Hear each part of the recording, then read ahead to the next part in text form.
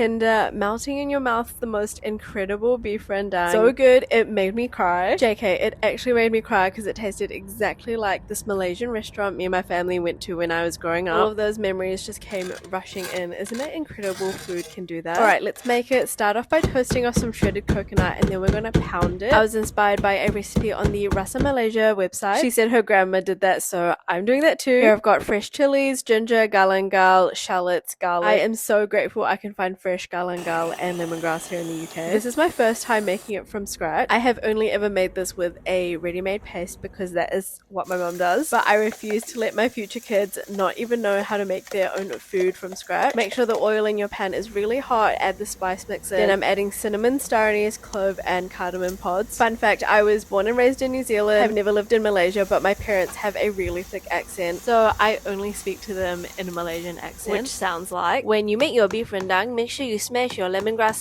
otherwise got no taste one. Anyways, for the meat, I've got here some chuck beef from the halal butchery. I got this delivered to my door, literally so easy. Cut the beef into cubes and then pop it in the pan, fry that. With that smashed lemongrass, add lots of salt. Add the beef once the spice paste is really aromatic. Then add 1 cup of full fat coconut milk. I'm using the Blue Dragon brand, and add 1 cup of water. The recipe I used had tamarind juice, but I only had tamarind paste, so I added 2 teaspoons of that. Let that cook on a medium heat for a few minutes and then add 1 tablespoon of sugar. And this here is fresh kaffir lime leaves. These smell amazing and they bring such a vibrant zestiness without the sour lime flavor. Then add the coconut that we toasted and pounded, and we're going to cook this until the beef is super tender, which actually didn't take too long. I cooked it for about an hour and a half covered and then another 20 minutes uncovered. You can keep cooking till it's drier, but I like this consistency. This is how I've always had it. And then I'm using some frozen paratha. Didn't spend a lot of time together as a family, but every single weekend we would go out to eat delicious Malaysian food, and this made me feel like I was a kid again.